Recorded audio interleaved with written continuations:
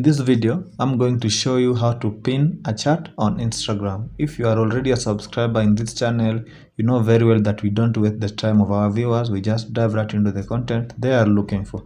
Let's get started. Once you've downloaded Instagram app and signed up and everything is in check, just open the Instagram app. Okay.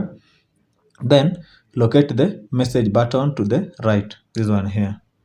Now you can see my chats here on Instagram, but I just want to pin a chat. Maybe it's a frequent chat that I normally text this guy maybe even several times in a day, but I want the chat to appear at the top of my chat. So what do I do? Just click on the chat, long press, then you will see the pin option. Just tap on pin option. Now, as you can see, the chat appears on the top of all my chats. This is what we mean by pinning a chat. If you found help in this video, please make sure to like it and subscribe to my channel for more tips like this. Until next time, peace out, my team.